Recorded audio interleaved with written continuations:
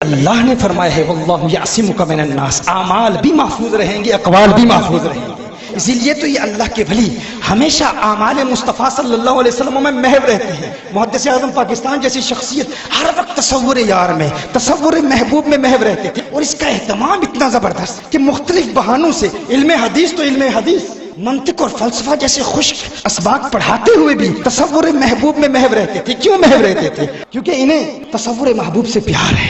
میں نے کہا نا، یہ مہک اسے ہی پسند آتی ہے جو ایک مرتبہ چکھ لے، جو اس کی حقیقت کو جانتا ہے، وہ حضور کے تصور میں ہمیشہ محو رہتا ہے۔ سلم العلوم منطق کی معروف کتاب ہے، محدث اعظم پاکستان پڑھا رہے ہیں، تصور و تصدیق کی بحث پڑھا رہے ہیں۔ اب اس کا کیا تعلق ظاہری طور پر حسن مصطفیٰ صلی اللہ علیہ وسلم کی علوم سے؟ طلاب علم کو پڑھا رہے ہیں تو فرماتے ہیں جو گستاخوں نے کہا، بے ادبوں نے کہا کہ نماز میں حضور کا خیال آ جائے تو نماز باطل ہو جاتی ہے۔ فرمایا یہ کیسے کہتے ہیں؟ کیا نماز میں اذکار نہیں ہے؟ کیا جب آپ نماز پڑھتے ہیں تو اللہم صلی علی محمد نہیں پڑھتے؟ کہا یہ تو منطق کا ہر طالب علم جانتا ہے کہ تصدیق بغیر تصور کے اس کا وجود ہی نہیں ہوتا۔ التصورات الثلاثۃ شرط لوجود تصدیق، کہ یہ جو حکماء کی اصطلاح میں تصورات ثلاثہ یہ تصدیق کے لیے شرط ہیں، یعنی تصدیق تصور کے بغیر ہوتی ہی نہیں۔ تو محدث اعظم پاکستان فرماتے ہیں کہ یہ جو گستاخوں نے کہا کہ اگر نماز میں حضور اکرم صلی اللہ علیہ وسلم کا خیال آ جائے تو انسان کی نماز فاسد ہو جاتی ہے، یہ انہوں نے کیسے کہا؟ کیا وہ نماز میں حضور اکرم صلی اللہ علیہ وآلہ وسلم کا نام نہیں پڑھتے؟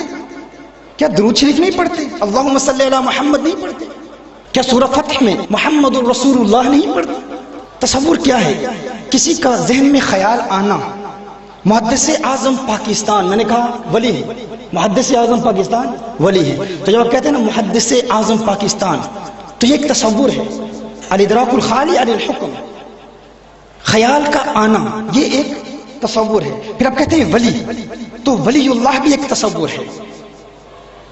آپ کہتے ہیں محدث اعظم پاکستان، یہ خیال آیا، ذہن میں ان کا تصور آیا، یہ ایک تصور ہے۔ اور پھر آپ کہتے ہیں ولی اللہ، یا آپ کہتے ہیں قطب، تو یہ بھی ایک تصور ہے، لیکن آپ حکم نہیں لگاتے، النسبۃ الحکمیہ نہیں پائی جاتی۔ تو یہ دو تصورات ہیں، اور تصدیق بغیر تصور کی ہوتی نہیں ہے۔ تو محدث اعظم پاکستان فرماتے ہیں کہ یہ جو گستاخ کہتے ہیں، بے ادب کہتے ہیں کہ حضور کا خیال نماز میں آ جائے تو نماز باطل ہو جاتی ہے، تو تصور کے بغیر تو تصدیق ہوتی نہیں۔ تصور کے بغیر تو تصدیق ہوتی نہیں۔ میں آپ کو اپنی زبان میں آسان الفاظ میں یہ منطقی اصطلاحات سے ہٹ کر بتا دیتا ہوں۔ گویا کہ محدث اعظم پاکستان فرما رہے ہیں کہ دیکھیے ایک تصور ہے، ایک تصدیق ہے۔ تو ذرا گستاخوں سے یہ پوچھو، بے ادبوں سے یہ پوچھو کہ تم نماز تصدیق کے لیے پڑھتے ہو یا تکذیب کے لیے پڑھتے ہو؟ جب نماز میں اذکار آتے ہیں تو یہ اذکار، یہ قرآن کریم کی آیات، یہ تکذیب کے لیے پڑھتے ہو یا تصدیق کے لیے پڑھتے ہو؟ آپ سمجھ رہے ہیں میں کیا عرض کر رہا ہوں؟ کوئی اس کو بنیاد بنا کر، چونکہ دنیا بھر میں لوگ ہماری بیانات سنتے ہیں، تو کوئی اس بنیاد پر محدث اعظم پاکستان پر اعتراض نہ کر دے۔ اس لیے میں وضاحت کرنا چاہتا ہوں، یہ میں اپنے جملوں میں بات سمجھانے کی کوشش کر رہا ہوں کہ محدث اعظم پاکستان گویا کہ یہ فرما رہے ہیں کہ نماز میں جب تم یہ اذکار پڑھتے ہو، قرآن کریم کی آیات پڑھتے ہو، تو بتاؤ جب تم پڑھتے ہو محمد رسول اللہ، محمد کا تصور آئے گا نا، رسول اللہ کا تصور آئے گا نا؟ اور تصدیق کے لیے تصور شرط ہے، لا یوجد تصدیق بلا تصور، کہ تصور کے بغیر تصدیق کا وجود ہی نہیں ہوتا۔ تو بتاؤ جب تم نماز میں یہ اذکار پڑھتے ہو تو تصدیق کے لیے پڑھتے ہو یا تکذیب کے لیے پڑھتے ہو؟ اگر قرآن کی آیات تکذیب کے لیے پڑھو گے تو تم اللہ کو جھوٹا کہہ رہے ہو نا، اور اللہ کی تکذیب کرنا کفر ہے، اللہ کو جھوٹا کہنے والا کافر ہے، اور کافر کی نماز تو ہوتی ہی نہیں ہے۔ تم کاہے کی نماز پڑھ رہے ہو؟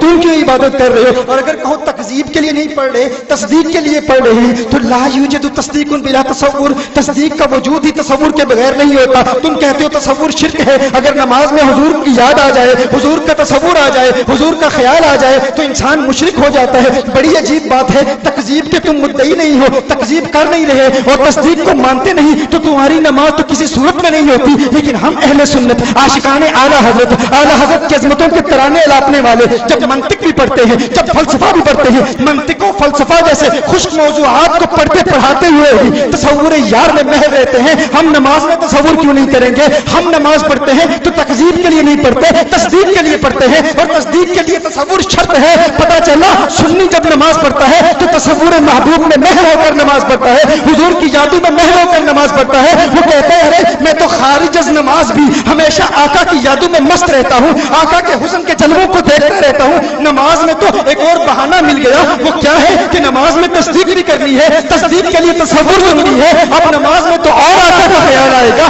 آقا کے جلووں میں اور محو ہو جاؤں گا، گویا کہ وہ کہتا ہے دل میں جگر میں آنکھ میں تصدیق کی رہے، اس کے سوا نہ دل میں کوئی یار نہیں رہے، اس اہتمام میں شوق میں سجدے کروں گا، تیرا خیال آئے تو دل باغ رہے، اور جنت میرے نصیب کی وائز تو بخش دے، میرے کفن میں گیس ہوئے جانا کی بو رہے، میرے کفن میں گیس ہوئے جانا کی بو رہے، وہ حسن مصطفیٰ کے جلووں میں محو رہتا ہے، وہ کہتا ہے میں قبر میں جاؤں تو قبر میں میرے کفن میں بھی گیس ہوئے جانا کی خوشبو رہے، بلکہ وہ کہتا ہے کہ جب زندہ ہوں تو حسن مصطفیٰ کے جلووں کو دل میں سما کر زندگی گزارتا ہوں، قبر میں جاتا ہوں تو لحد میں عشق رخ شاہ کا داغ لے کے چلے، اندھیری رات چھنی تھی